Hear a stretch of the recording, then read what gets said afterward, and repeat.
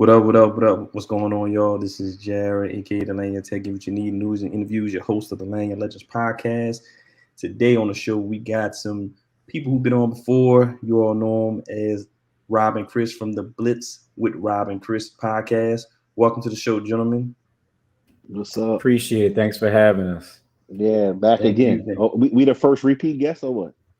Nah, actually, you the second. You know what I'm saying? I did my Okay. first repeat guest like about a month ago. But All right. yeah, I love that though. Y'all got up there. Y'all number two. Y'all number two. And please excuse our tardiness. I'm gonna blame Chris for that. We just gonna blame it on technical issues. You know what I'm saying? Technical difficulties. That's all. All right. But I usually talk about either most of the time we talk about businesses or small business owners or technology. But today I want to do a little bit of sports talk. It's been a while. I think last time I talked about sports actually with you all actually. So let's get right into it. I don't know if you all are aware, but I just got an alert maybe a couple of hours ago that the Saints will have full capacity season at the moment, full capacity at the first home game. So I want to get you all thoughts about that. What do you all think about having full capacity? But there is some limitations though. You got to have vaccinated. You have to be vaccinated, and you have to prove a negative COVID test 72 hours before the game. So I'm gonna jump right into this one because I just had this experience. Went to check out Dave Chappelle out here in Miami at the Hard Rock Hotel, and when you go to the Dave Chappelle concert, you have to have a test on site. Okay. And it is a huge strain, right? Like it's not an easy thing to do. We had to basically get there like 45 minutes in advance just to get into I probably got to my seat 15 minutes after the hour. It's supposed to start at 9. We got into our seats at 9:15. So, I understand in this circumstance, they're going to let you present a 72-hour test. It's still going to lengthen the process. Just think about when you go to the Superdome and you are, seated. You're in that line outside. You got to go through the metal detector. Now you're going to add a situation where a person has to present an actual test. I understand that they're going to say they're going to be at full capacity, but I pretty much guarantee the first quarter of every game is going to be a little light, probably, just with people loading into the dome and presenting tests and all that different stuff. Exactly. First- What you think about that, Chris? First, let me say that you talking to Rob, who probably had COVID about 2 or 3 times. So Only tested positive once. I only tested positive once. Rob ain't really worried about that thing. I don't mean to make light of it, but that's the single man of the group. So, but I just had this conversation with my wife. Really, like Rob mentioned. I mean, he talked about a Dave Chappelle show. I don't know how many people they had in there, but the dome seats about 65,000. So to validate, 60,000+ people to have a vaccine or a negative COVID test, I think I don't know logistically how that works. Then I'll tell you, I went to a coffee shop last Saturday that also required a vaccine to sit inside. And I told them I was vaccinated and they didn't check anything. So I start to wonder, does the vaccination requirement actually require you to show proof? I'm not sure. But I think when you start getting them long lines, they might start letting a few people slide by. So I'll be curious to see what it looks like. Also, I'm an LSU season ticket holder. So I'm curious to see what's the process going to be like for 100,000. So we'll see. I don't know how feasible it is logistically. Like Rob said, you might not be in a game till at halftime, but I think it's good though, just to set the precedent to urge people to get the vaccine for sure. And Chris, to answer your question, the capacity at the Hard Rock, where I was at 6,500. So you're talking about 10 times that in the Superdome. Right. Exactly. And when we got tested, then you had to move to the actual line to get in. The line was wrapped throughout the entire casino, and they had to start trying to move us fast just to get us into our seat at 9:15. There were tons of people behind me. I'm sure some of them didn't get to their seats till 9:30. So You're talking about a process presenting that type of stuff. It's going to be long and difficult. I actually got a phone call saying my number was up on the Saints season ticket holder list, and I have a theory that basically a lot of people are forfeiting their seats because it's a lot of money to give up. Last season, my understanding from talking to season ticket holders, they just put your money basically on hold in escrow, and then they apply it to the next available season. But if we are headed in the direction we may be headed in, they're gonna be holding potentially 2 seasons worth of money, which is thousands of dollars that they just gonna be sitting on for people. And in COVID times, people don't just have that type of money to give up. So I understand they're trying to push this, but I don't know how well it's gonna work. All right. So I'm a season ticket holder, and I can attest to that. That's what they did. We had the choice to either get a refund or roll it over to the next season. So we just chose to roll over to the next season. Maybe about a month ago, I wasn't expecting the numbers to go up this high, or the second wave of the Delta variant. But since this Delta variant is their new wave, so I was expecting. I'm very surprised at a mayor that she even allowed this. I thought she would do like 50% occupancy at the most. I'm very surprised at her how since she was so hard at the beginning of the pandemic. I would assume it has something to do with the reaction she got last season, because the Saints, made their, feelings known. And I think it probably has something to do with the fact that she knows that's going to happen again. And then you have these other states like Florida that just don't care. And you don't want to forfeit a home field or the dome field advantage, as we call it. And she's up for re-election. Yeah, I know, and I think that's a huge thing right there. If she wasn't up for re-election, I don't think she would allow it. Agreed. But it could bite her in the butt at the end, because if you allow this and then you got a huge spreader event, they're gonna blame you anyway. Right. So I'd rather be safe than sorry in my own personal opinion. TD didn't go on soft. Yeah, TD goes. So I was expecting especially since all the festivals canceling, I was expecting her to come out. You know what? We ain't gonna have we ain't gonna have it, or it's gonna be 50% occupancy. I'm very, very surprised at full capacity. So when me and my wife decided, we just gonna just keep selling our tickets every game. You know what I'm saying? I prefer not to risk it just to go see Saints game where I can watch it on TV and comfort and safety of my own home. All right. So next question, we're gonna keep it on the Saints because this is like the number one question in the Saints organization. Who will be the starting quarterback for the New Orleans Saints? Will it be Jameis Winston, my guy, or would it be Taysom Hill, the gadget guy who could do it all, but we all know he shouldn't be the starting quarterback? I'm gonna let Chris go first on this one. Listen, it's a question of who should start and who might start. I think we all know, if you're basing it off of talent, pedigree, it's just, I don't think it's even a question. The number 1 overall draft pick, Heisman Trophy winner, college national champion. But I don't know. From reading the papers, I check the paper out every day to see what the camp battles are looking like. They keep saying it's a close race, and I'm not there. So you're just going by what you read and what you hear. But Taysom has a fan club, and including that fan club is Sean Payton, who's kept him around. We're paying him $16 million this year, and I think part of the reason was to keep him, but also part of the reason is I think you hope Jameis wins a job and Taysom stays in that role of do everything. But everything you read is he lost weight. He got his body more to be like a quarterback. He's been working on his throw, and he hasn't practiced at any other positions. So, I mean, he's all in. I just don't know where Sean Payton sits. Basically, we got 2 quarterbacks on a 1-year deal. So the contract doesn't tell you anything. So I don't know. I thought by now we know Jameis was the guy. I think Jameis is the guy. I think if we want to go to the playoffs and make a run, Jameis is the guy. But man, listen, I don't know. I'm up in the air. But I know Jameis is Rob's boy. Yeah. That's exactly why I let you go first, because I didn't want to seem like too much of a homer when I say that I'm insulted for Jameis Winston. That's just all I'm gonna say. Like, the fact that this is like, the fact that he could produce on the level he's produced to date, right? 4,000 yard season, 30 touchdown seasons. And when we threw Taysom out there, that game up in Denver, followed by Denver was a game, I believe we played Denver with a wide receiver at quarterback. Yep. I mean, Taysom was atrocious. Let's just be honest. Like on his worst day, I think I'd say one of Jameis's worst games, one of like those 5 interception games that I watched. I think maybe there were 2 in his career. I think one was off in London, maybe against Jacksonville or something like that.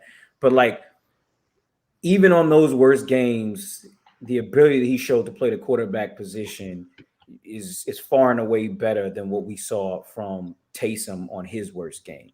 And the only reason that this is even a conversation is because of Taysom's size and athleticism. But for what he has in size and athleticism, I think Jameis has just in quarterback prowess when you look at the numbers he puts up. Listen, there's one knock on Jameis Winston and one knock only. It's been turnovers. And the hope is that the way the Saints offense is structured is designed to reduce the turnovers. We saw it for Drew Brees when he came here. When he was in San Diego, he turned the ball over a lot more. And then over the course of his career, his turnovers naturally went down. That's true for Tom Brady and Aaron Rodgers and all of them because the game slows down for you. Jameis Winston's only 27 years old. Taysom's going to be 31 in like 2 weeks. You know what I'm saying? Like, in what world will we be typically having this conversation? A 31-year-old scrambling quarterback getting his first opportunity to be the starting quarterback? Like, man, this is not a movie. This is real life. That stuff doesn't happen in real life. Real talk. That's what's up right there. In my opinion, James Winston should have been started last season. I'm gonna be real.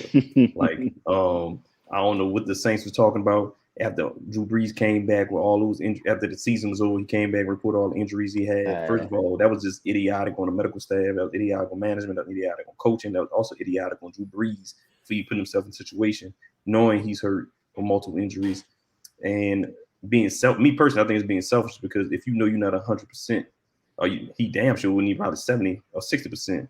And you got your teammates put their bodies on the line, put the time and blood, sweat, and tears into this work, and they had opportunity to at least get to the NFC Championship or advance to the Super Bowl, and you know that you're not the best option. Sit your butt down, let Jameis Winston get in there, and even if you didn't get to play in the Super Bowl, you still got your second ring. Everybody would call you two-time Super Bowl champion. You would have been a man because you're still a man right now. I think it was very selfish. I think it was very stupid on Coach Payton to allow him to keep playing, even in with all these injuries. Jameis Winston should have been the starting quarterback after Drew Brees got hurt. If you want to play Taysom Hill for the first 2 weeks just to give him the opportunity like you promised, okay, whatever. But everybody knew Jameis Winston was the best quarterback on that roster at the moment of time last season. So it's definitely this season he's the number one option. There's no. I mean, why even have a battle? Maybe he just wants to what's the word I'm looking for? Drive up the trade He's value. humble Winston. I guess he wants to humble Winston more. I guess motivate him.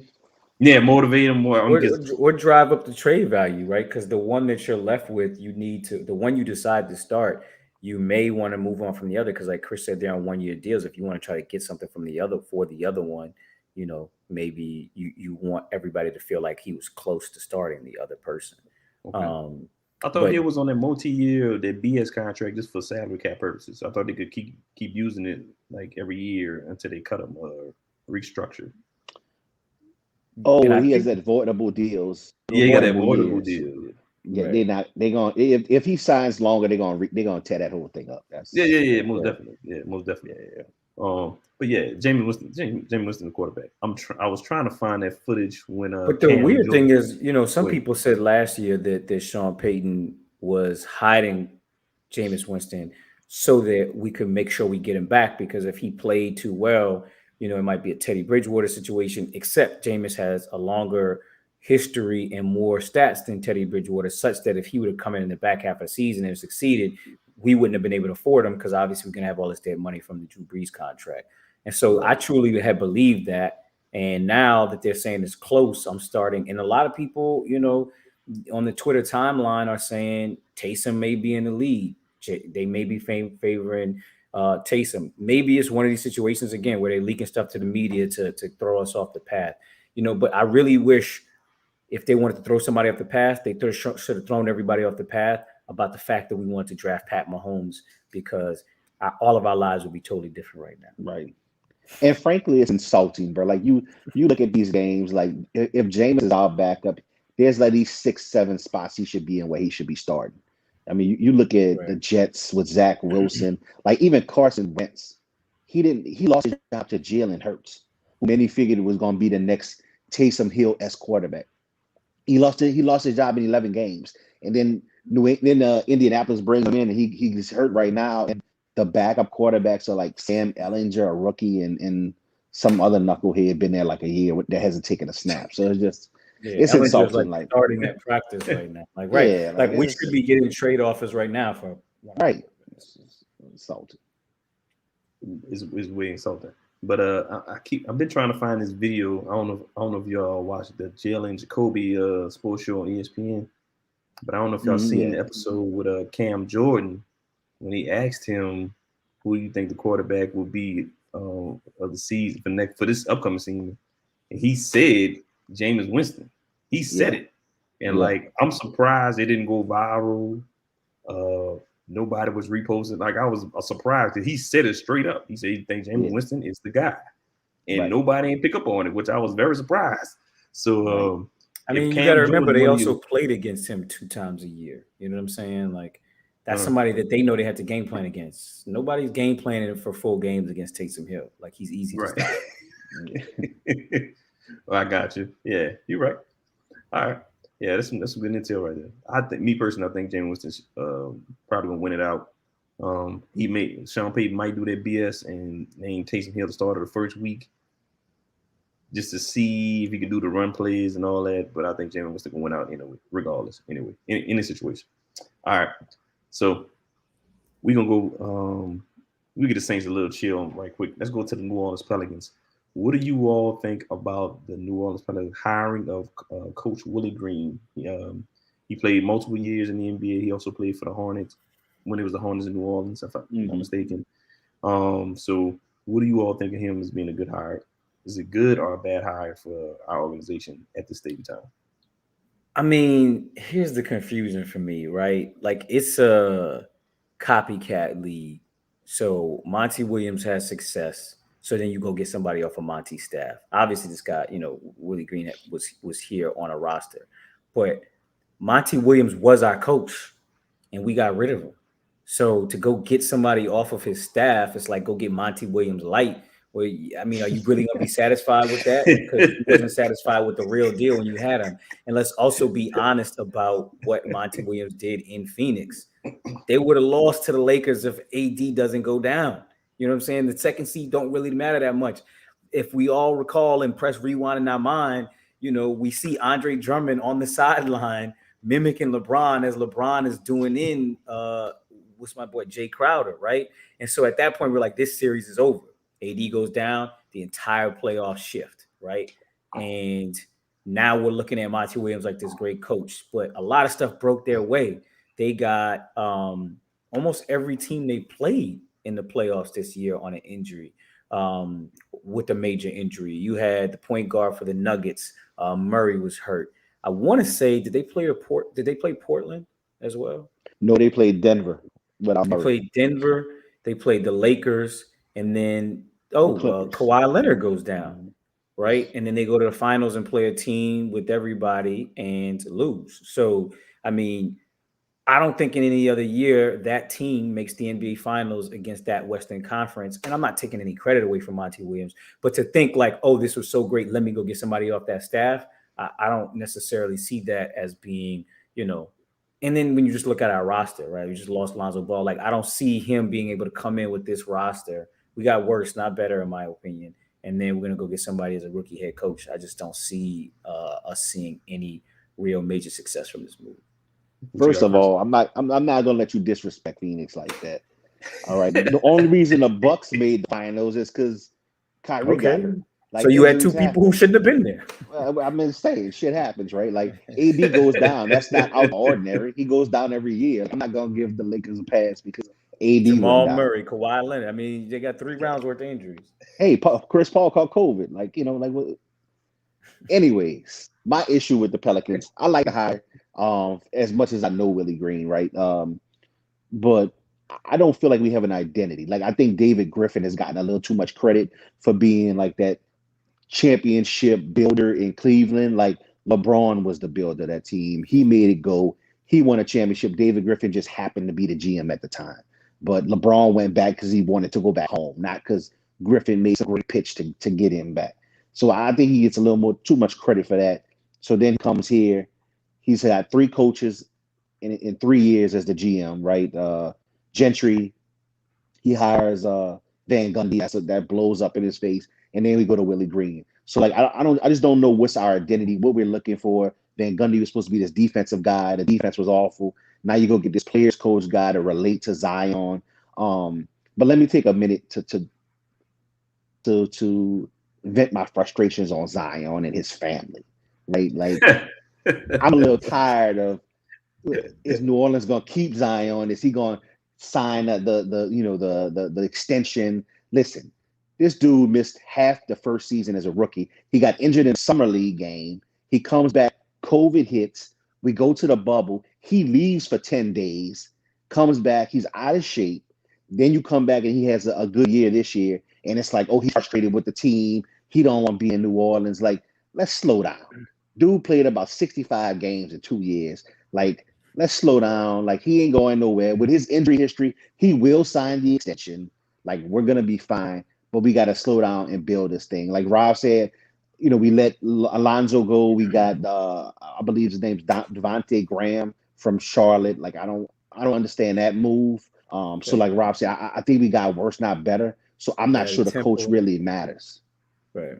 Okay. We had a Temple as well, but yeah, he's a piece. I don't know that's like none of that's putting us over the top. Right. And I totally agree with you on the LeBron point, because it's funny to me that people make Griffin this championship architect, but when they get mad at LeBron for doing what he did with the Lakers, everybody's saying LeBron has turned over this complete roster in 3 years.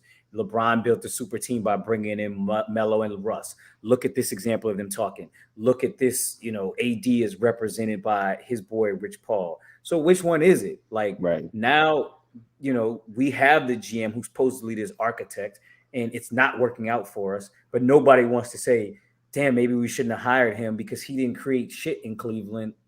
LeBron did it. Like, that's a good point right there. I think I didn't like the Willie Green hire at first, but since he's under what's the son's coach, Monty Williams' staff, and I'm very surprised that he's actually coaching the summer league team right now, because he said he wanted to get a head start in coaching, which I really like. I really like our first round draft pick. Wasn't it Trey Murphy the third? I don't know if you all been catching up on NBA summer league. He been balling out. He really impressed me. He's supposed to be a 3-and-D guy, but he's way better than that. Like, I was very impressed with the game, even though I know it's summer league, but he has real good skill. I think he's gonna be a good fit for our team. I hope when Willie comes in, he can change the culture. Actually have these boys play some defense, because Van Gundy, them boys was not playing defense because they was blowing leads every goddamn week. I'm talking about games they had in the bag to win, and they just blow leads. Like, it was ridiculous. So I really think it was a coaching thing more than a management thing, because we had real talent last year, and I think we had a lot of injuries as well. And for some reason, again, I didn't want to start the what's the guy's name, the rookie Alexander. What's his name? He got the 2 last name guy. I can't think of his name. I can't think of Alexander Walker, something like that. Yeah, Alexander. Yeah, whatever his last name. Alexander. He balled every time I saw him. Talking about Nikhil Alexander Walker. He was a second year guy. Right? Yeah, he was second. I thought it was his first year. I thought he was a rookie. I think it was his second year. It was second year. Okay. Kira Lewis was the rookie that we had brought in last year. Oh, Kira Lewis. Yeah, he was balling too, and he barely played him a lot. He was balling too. So I think it doesn't matter when you win 15 games a year. I think we won more than that, man. We was close. We almost made the play-in tournament. We almost made it in. If we'd have won those games, we didn't blow the leads, would have been in the play-in tournament. So do y'all think we make the playoffs this year? I don't know, man. It depends on coaching. Yeah. I don't know. Willie Green might turn it around. I definitely don't. He might. We'll see though. All right, next let's talk about what do you all think about Dallas being the team selected for the Hard Knocks HBO show? I watched the first episode. If you know me, I hate the Cowboys. Not really the organization, but I hate the fans, because they're like cockroaches. They everywhere. Like I can't stand the Cowboys because they think they can win a championship every year and they have not won one in 26 years. And they get on my nerves. They play in the worst division in NFL history, I believe. And every time they do something, like they can go 8-8 or 9-7, they think they won a Super Bowl. So, what do you all think about Dallas being selected as Hard Knocks, and are they still America's team? I haven't checked out the first episode yet, but I mean, like I was gonna say, I mean, it's America's team, so I know that they. I mean, it's the show is about ratings, right? So that's why they're gonna do it. But I don't really know that they have the interesting personalities to carry something like this. I guess Zeke seems like an interesting personality, but I don't want to speak too soon. I haven't checked out the first episode. I heard that Mike McCarthy was trying to show that he has some personality, but he's always seemed like a real boring coach to me. If you watch the first episode. I heard he was cutting up a little bit. Yeah, I'm gonna check it out tonight. What you think, Chris? Oh, that's all you had, Ryan? My bad. That's all I had. Listen, first of all, I think McCarthy gets a bad rap. Like he's a Super Bowl winning coach. He was the architect of the Saints. Sean Payton. Yeah, right, exactly. He was the architect of the first Saints playoff team. First playoff win. Under the guidance of Aaron Brooks, second best quarterback ever to shoot up for the Saints. Check the stats. But I think he gets a bad rap. But to your point about Hard Knocks, like I don't know, man. It's like year 11 or 12. Like shit getting a little old. Nobody wants to be on it. I think Sean Payton has like refused 2 or 3 times. So a lot of teams just don't want to be on it. Jerry Jones never turns down an opportunity to put the Cowboys in the limelight. And I think although he was crying this year about winning a championship, I think he's more concerned about the money, $1 billion franchise than he is about wins. He's got to be, if he really wanted to win, he would step down as general manager, in my opinion. But, I like Hard Knocks. It's just something to watch, get you into the football spirit before the season starts. But I think the major issue is the health of Dak, right? Like he went out with a strained shoulder and it was supposed to take a day or 2 rest. It's been like 10 days and he's barely thrown a football. So you start to wonder. He got the big money, he got the contract. Once you pay the quarterback the big money, that has to be the best player on your team. And coming off the injury last year, now he's injured his shoulder. Like if you can't throw in 2 weeks into training camp, like how you going to throw 20 weeks into the NFL season? It's a 17-week season, a month, 4 games of playoffs, Super Bowl, all that. So I like Dak. I'm pulling for Dak, after the Saints, of course, but I don't know, man. Like I start to wonder like how healthy he is and how can he make it through the whole season. Right, I agree. Yeah, because you see on the first episode, if you when y'all get a chance to watch it, he's on there getting injured, of course. But it's it's an interesting show, first episode. But like you said, I agree with everything y'all said. Jerry Jones needs to step down. Dak should be the best player. To be the best player, need to be available. What's the running back's name? Zeke. The freak. I think he's gonna have. I think since he had a bad season last year, I think he's gonna step up and have a good one. I think Dak will be ready by the beginning of the season.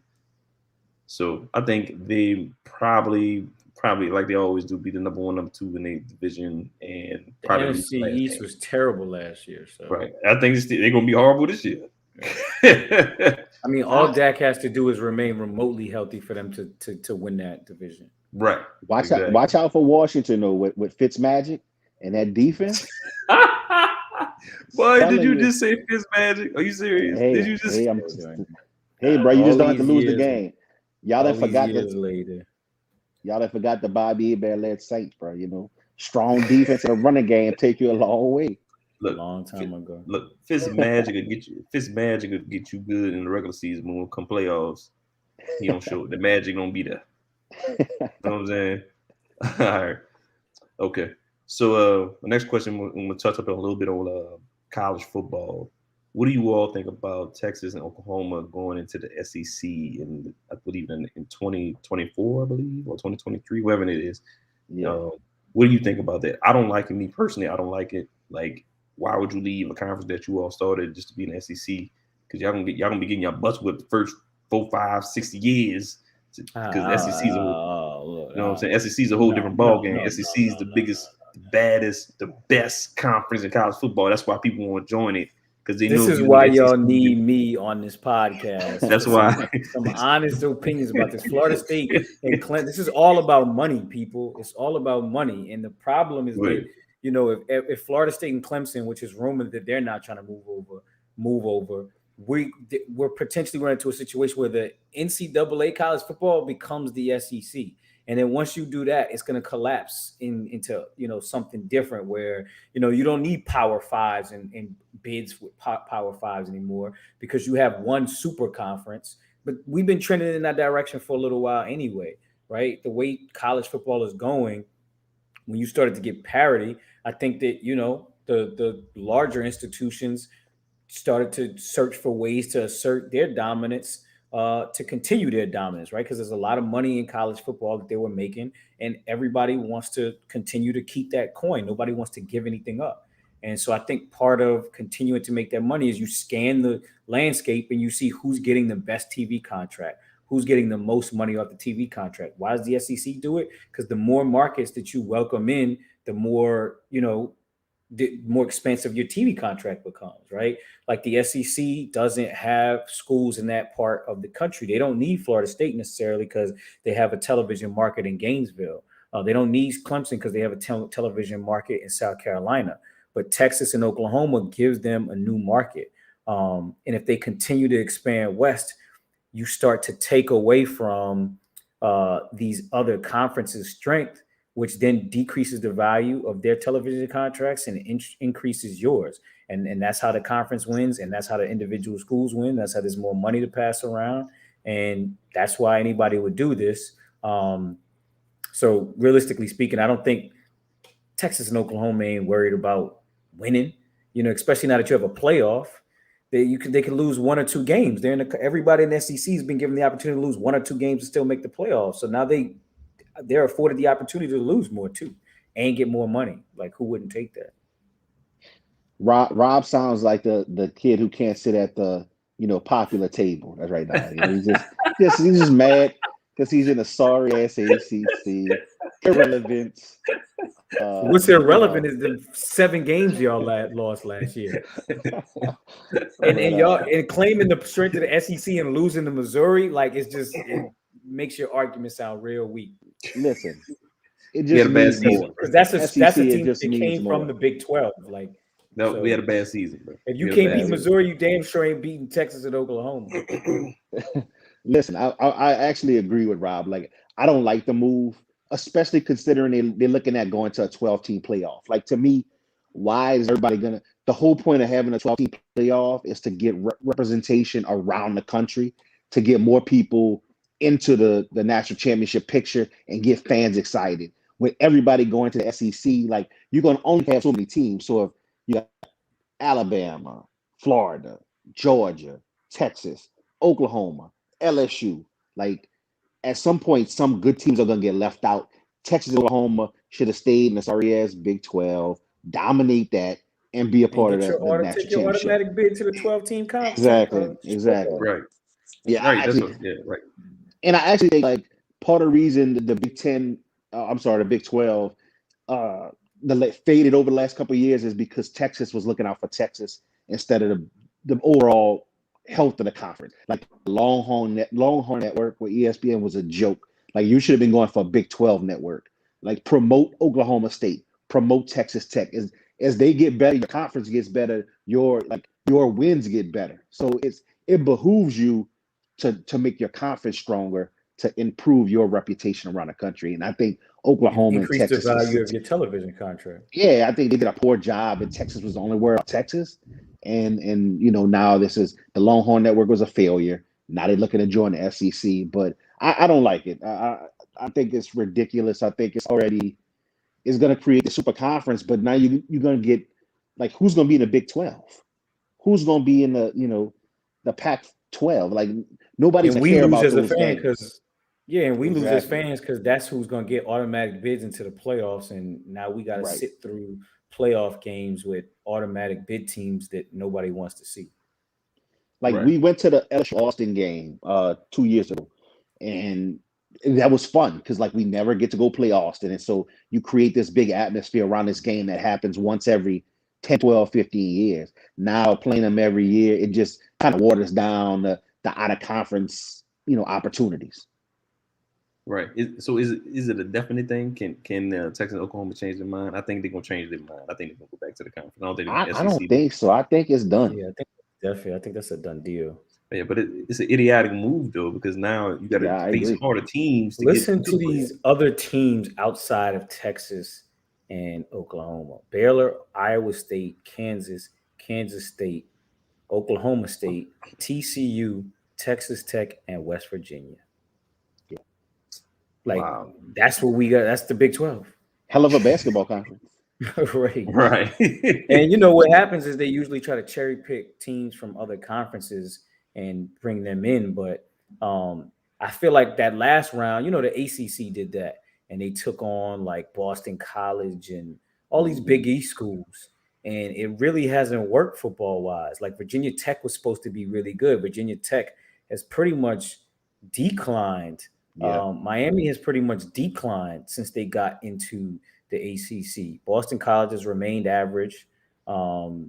Louisville, I mean, it really hasn't. I think they had that little flash with Teddy Bridgewater and stuff, and I think that was actually right before the changeover, the Teddy Bridgewater time.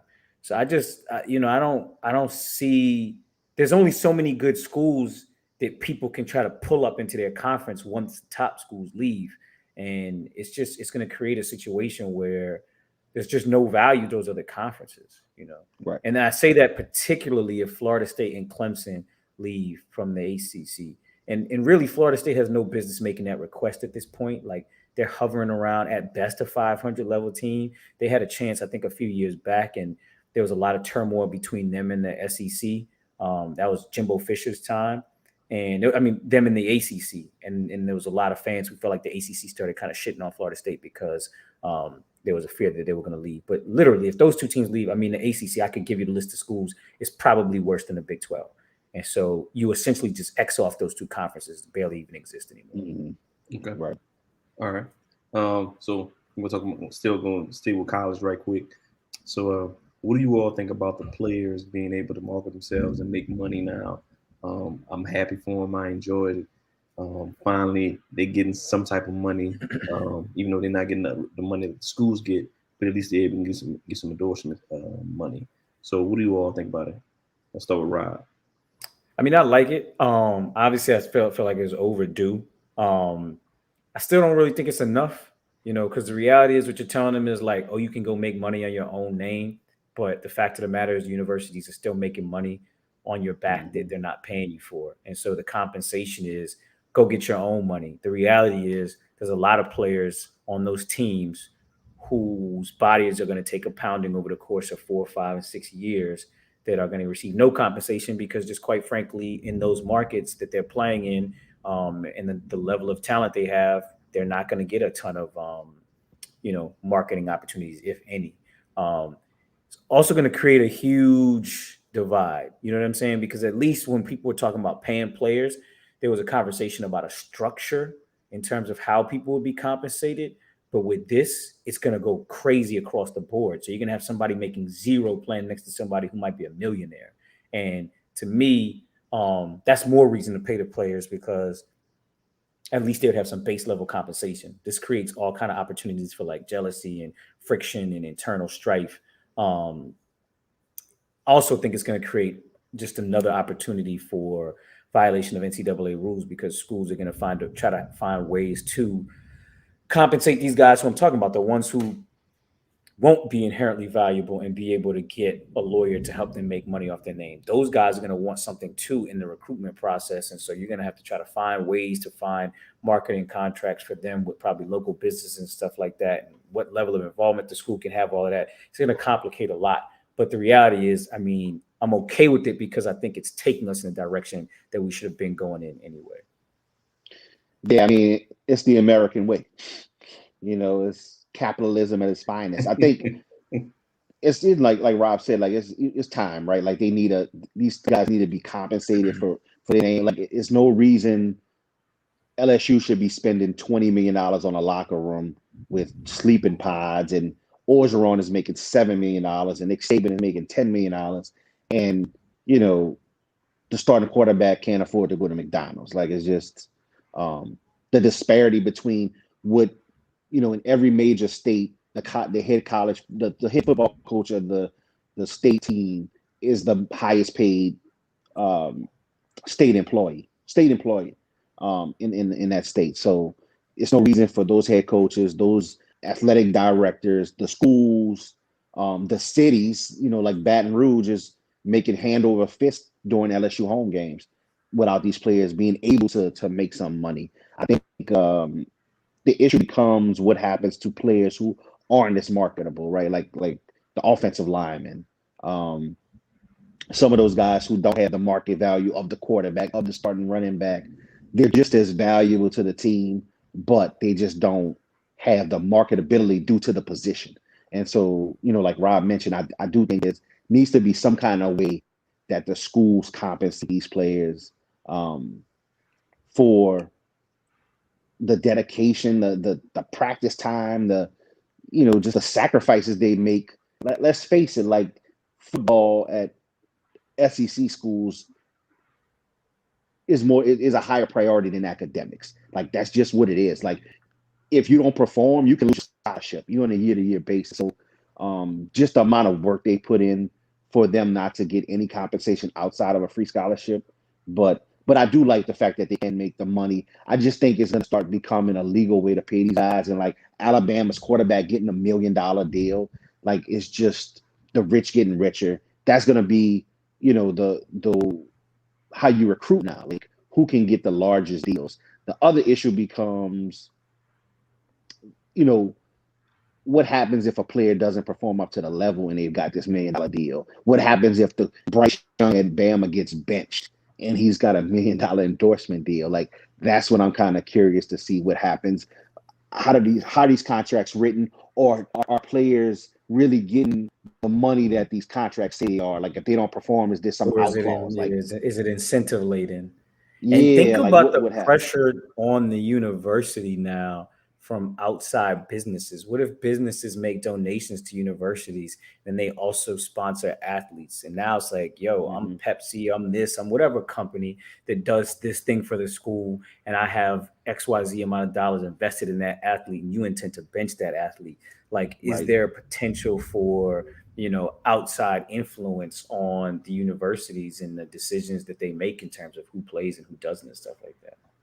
It's just Definitely. going to complicate the issue. But listen, I mean, you know, this is this is what you get when you have this unregulated, quote unquote amateur sport all this time, and you never wanted to welcome the money in a normal way, and now you're welcoming it in through the back door. It's going to remain convoluted, and you know difficult to kind of process until it comes in through the front door in the form of actual compensation, athlete to athlete, Yep. people receiving their market value from the person they're employed by. And I say employed because we know what this is. Right. Exactly.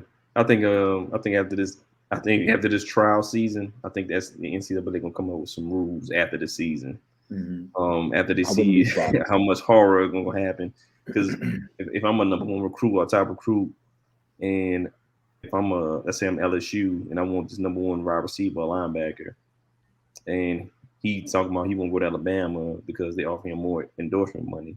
That means LSU probably gonna go find a business partner and be like, hey, can you offer him 2.5 million so he can come play with us? So I think it's gonna get out of hand That's yeah, quickly, very exactly. quickly. It's gonna get Like out of hand very quickly, and the NCAA gonna have to start making some rules and regulations very fast. there's no Yeah, doubt in my mind Nick Saban went to companies that Aflac, Coke, and it's like, look, give my man Bryce Young money so I can then brag about all the endorsements he's getting so I can then promote that to a recruit. You know what I mean? Like Exactly. It's gonna be crazy. It's gonna get yeah, and I crazy. don't it's know. I it's mean, wild. I don't know if you already heard. There's this quarterback Quinn Ewers he's being Yes. recruited by Iowa State. I'm sorry, Ohio State, and he just elected to skip his senior year because in the state that he's from, in Texas, they don't have the ability to make money off their likeness while in high school. And so, like, what's the point of going play another year of high school and potentially getting hurt and ruining all the money I'm about to make at Ohio State? He's just going to enroll early at Ohio State, learn the offense during the year, and then, try to compete for the starting spot. But he opens himself up to start making money now. Mm-hmm. It completely changes the landscape, right? Because those kids who are trying to go, a lot of kids get held back, right, in order to be physically mature, in order to go to college and dominate. So if you have been held back, you can just go to summer school, make up the time, and physically you're mature enough to go to college. And now the way things are going, people are trying to start as freshmen and only play 3 years and so get to their first NFL contract as early as possible. And so now you're literally talking about at 17. If I'm in a situation to go to college at 17, I want to go because now I can literally start making money at 17 in a career, whether it's 3.5 years of pro ball on average, right? So I want to start making that money at 17 because if I'm washed up by 24, 25, at least I potentially made millions for 8 years. You think about all the college athletes, the Anthony Poindexters, it was the young man from South Carolina, the running back, Marcus Lattimore, I think it was. Oh, yeah. Busted his knee up. You got guys like that who would have walked away from the game with something, potentially with a lot of money because he was a star in South Carolina. Poindexter was the man in Virginia. Those guys would have been able to make something at least on their names. And so, now you're going to see kids leaving high school earlier and leaving college, earlier conversely. So, it's going to change the landscape. With that quarterback in Ohio, he's a junior, right? So he just finished his junior year. Yeah, he's class of 2022. Class of 2022. So So he's going to enroll like in a GED program? He's completing the necessary coursework from, I think, a school outside of Dallas from where he's from. And so he's going to complete the coursework, I think, at the conclusion of this semester, and then I think enroll in the spring, which will allow him the opportunity to start making that money right away. And I'm guessing that, a lot of it just has to do with the fact, like, why would I play for free for a year when now the available money? It's the same way people skip the college bowl game. I'm 3 months away. If I go to Ohio State in January, I'm 3 months away from potential $1 million endorsement deal. Why would I play high school football for 3 months? Yeah, that's gonna change. That's gonna change the game right there. You're gonna have a lot of people see football. All my seniors gone. That's gonna change the game right there. Damn, that's crazy. I didn't hear about that story. Okay. Next up, I'm gonna switch it back to the NBA. I'm gonna talk about one of the most talented players who people hate because he don't want to shoot the ball, Mr. Ben Simmons from the Philadelphia 76ers. He recently posted on Instagram him shooting practice drills with a Rajon Rondo, hitting 3-pointers. So if you all don't remember, if you're familiar with Ben Simmons, last year in the playoffs, he refused to shoot the ball. I think did he even shoot a 3 the entire season? Maybe he attempted one time, maybe 3 times. Maybe one. He didn't shoot in the fourth quarter of the last 4 playoff games. Correct. So, what are your all reactions to Ben Simmons? Because I'm not gonna lie, the kid can ball out. Mm-hmm. He just refused to shoot the ball. Like, he could do everything else but shoot the ball. So, I pose this question to you all. If you are the general manager or the head coach for the 76ers, what do you do with Ben Simmons? Do you move him?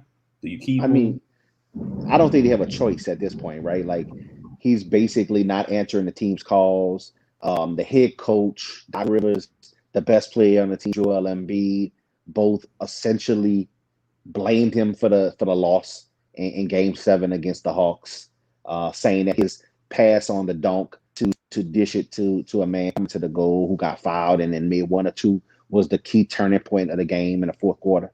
For me, it's like in the moment, I felt bad for the kid. I felt like you got to really be going through some shit to make the kind of money he makes and to be literally afraid to shoot. Like, it was so bad in the fourth quarter. He's a point guard.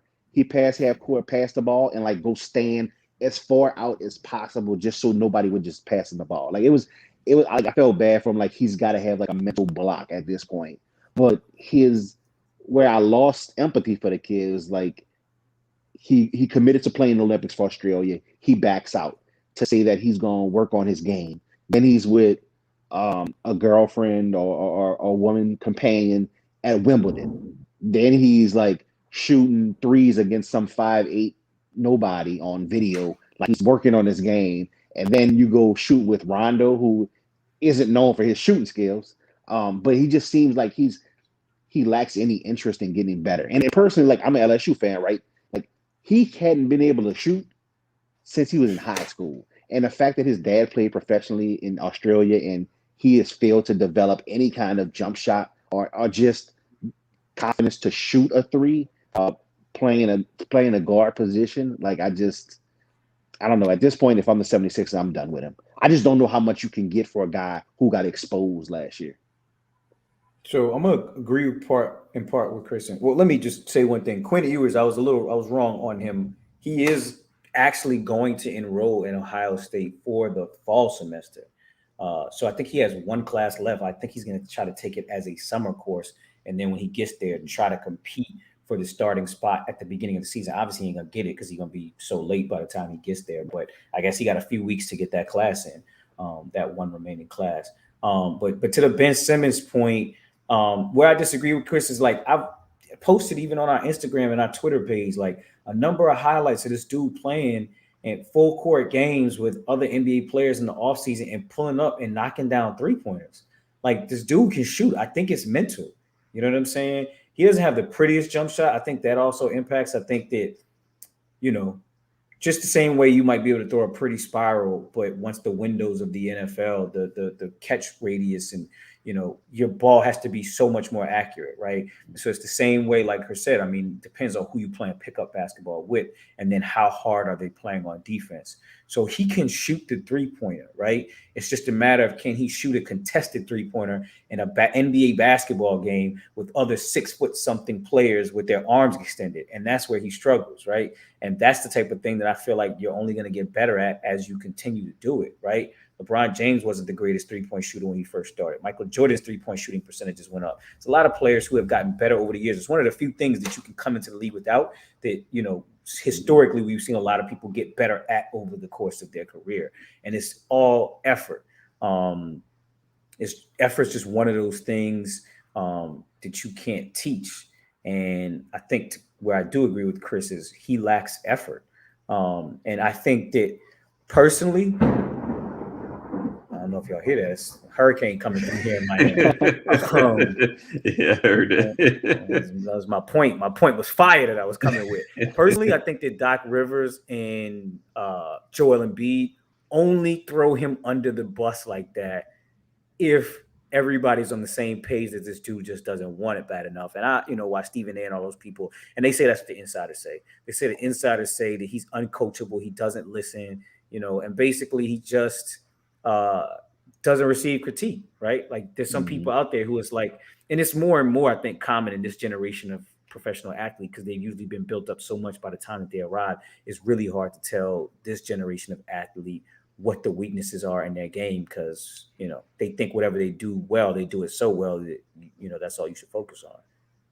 Right. I agree on both of your points. I don't know the first time in the comments that saying he was uncoachable. That's crazy. So in my opinion, it's tough because I think people are not going to give you what you want for him to get rid of him. Right. Then you don't want to keep him there because then he knows his teammates don't want to mess with him. Right. So I think they're going to have to suck it up and just keep him. I heard Golden State is a potential landing spot.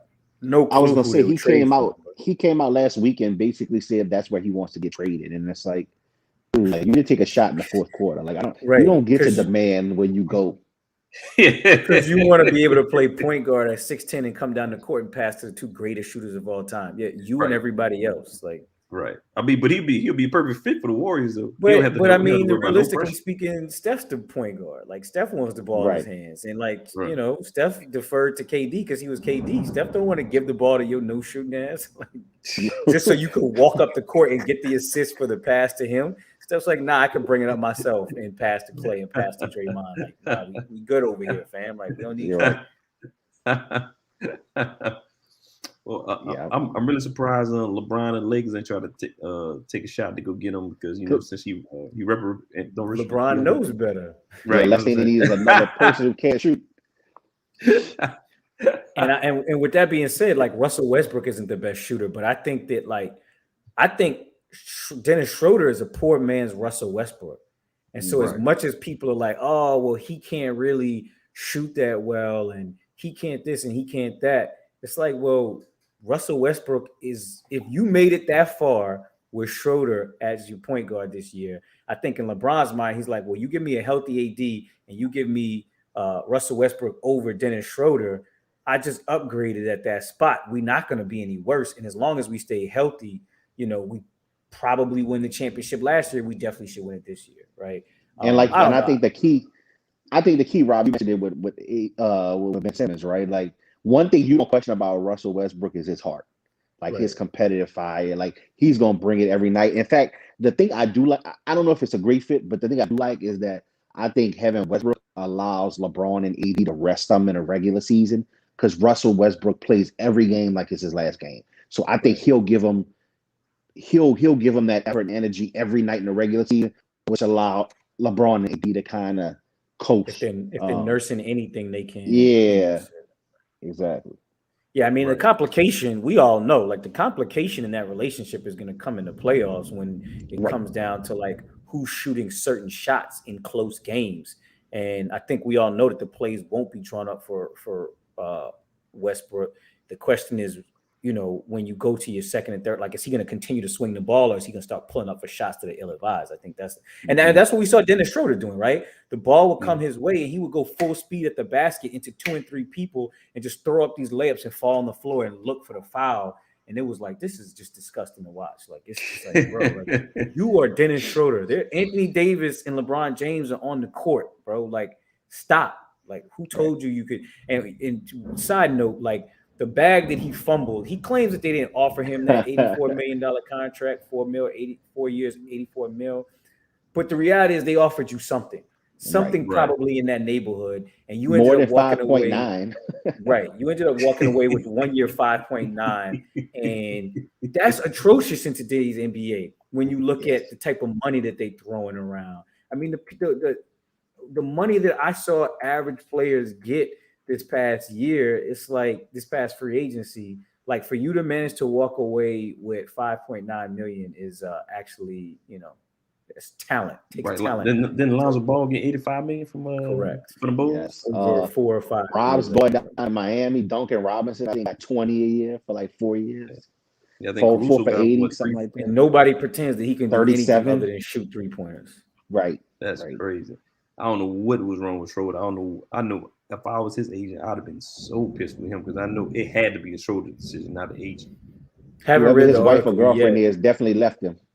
No, actually, she just came out in support. I saw the headline. She ain't got no choice. Right.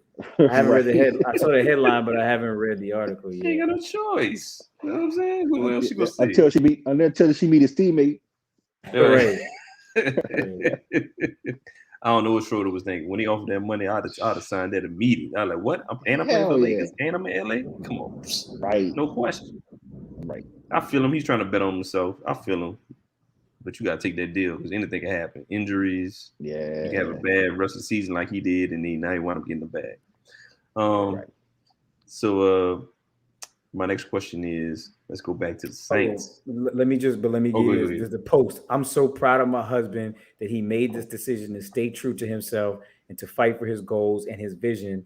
I know not everyone understands this. They choose money before anything else. But let me tell you something. Show me some love, be patient, and watch what will happen next. To me, that confirms he did, in fact, turn down the money. Yeah, he turned down that money. Yeah, your wife just exposed. Oh, yeah.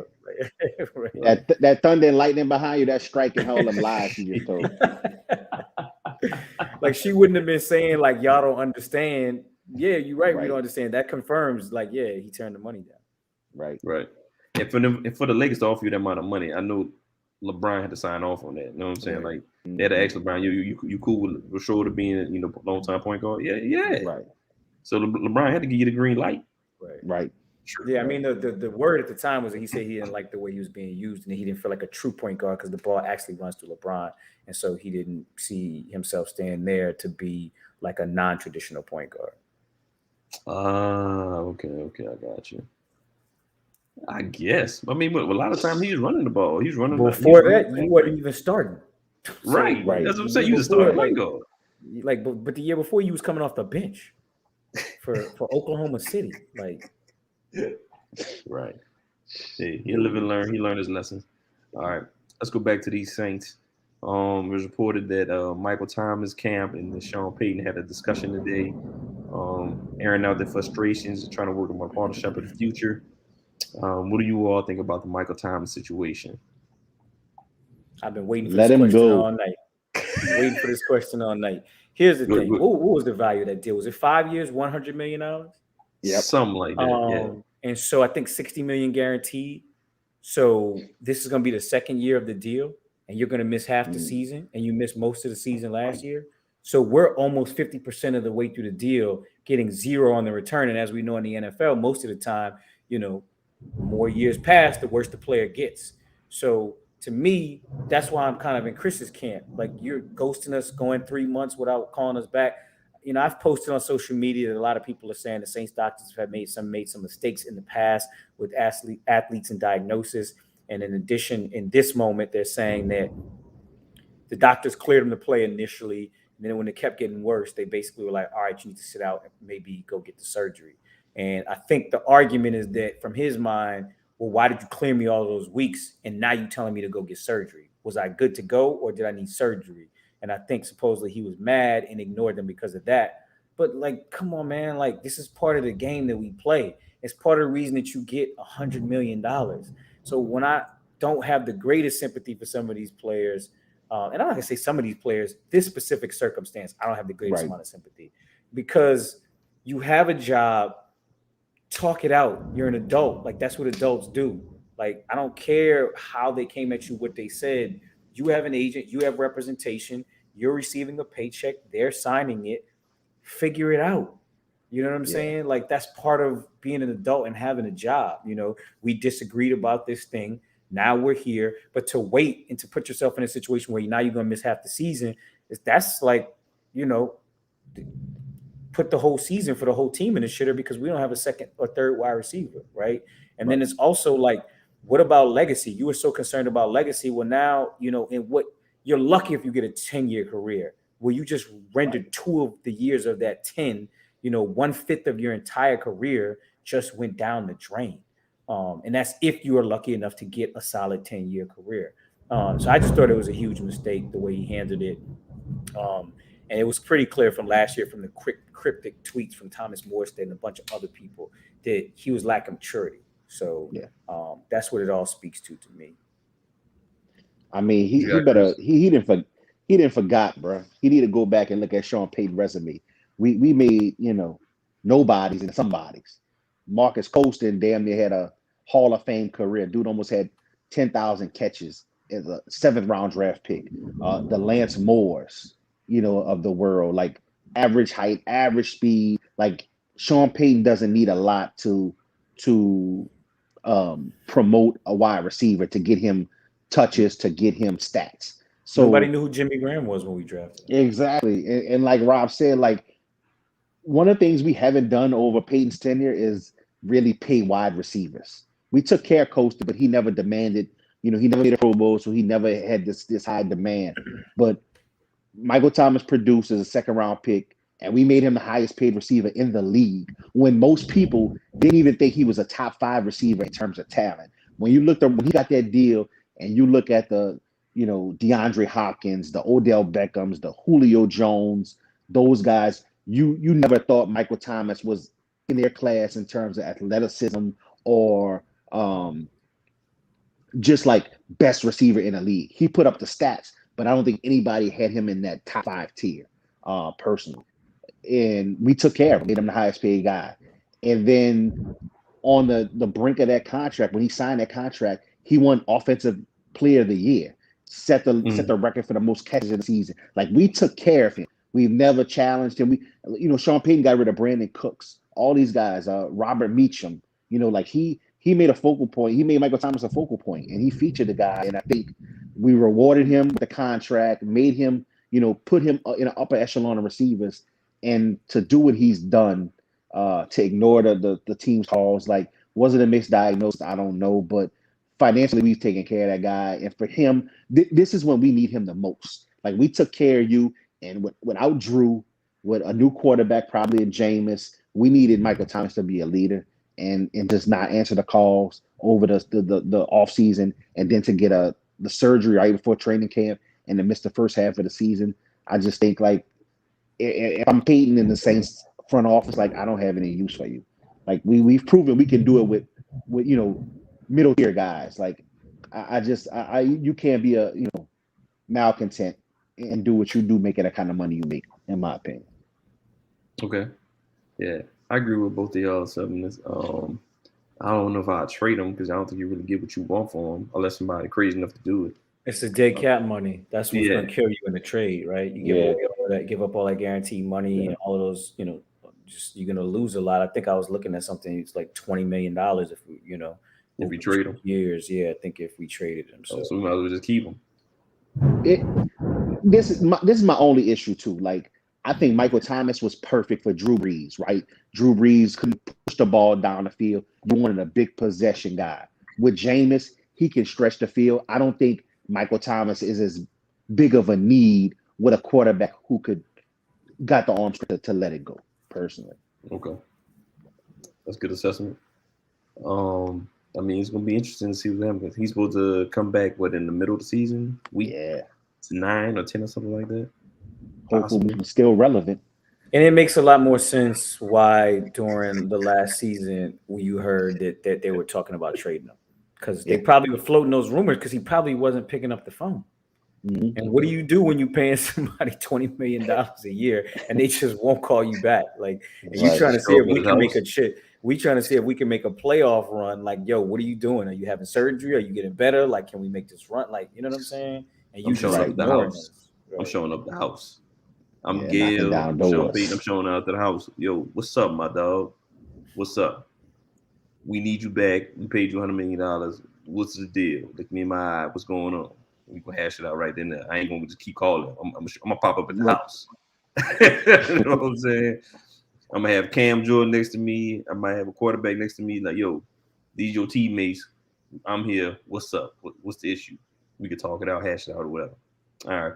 So for one of my last questions of the show, what do you predict that the New Orleans Saints record is going to be this season? I know it's a tough one. You know what I'm saying? I'm gonna go first for this one.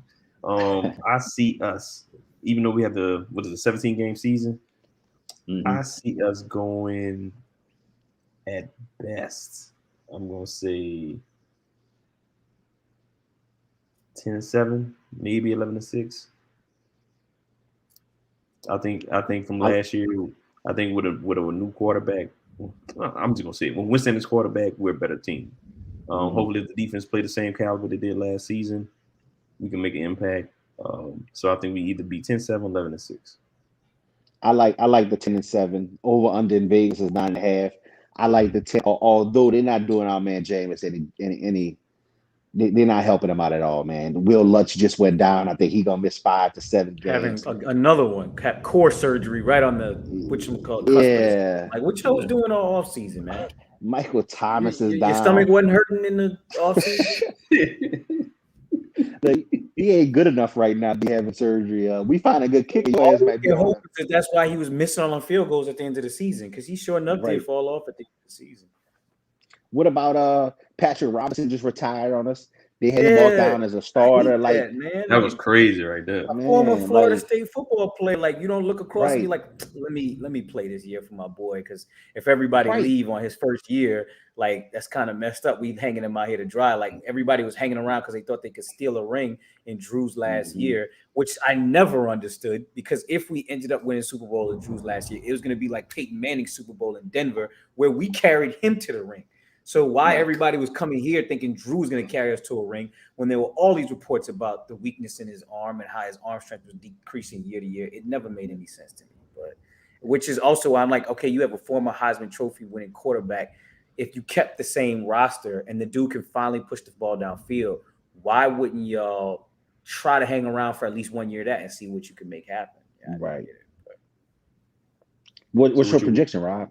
What's your Yeah, I prediction on the mean, record? I just looked at the schedule real quick, and I 10-7 works for me. I'm going, those 10 wins: Panthers, Patriots, Giants, Washington, the Falcons twice, the Panthers again, the Jets are in there, and the Dolphins are in there, and that gets you to 10.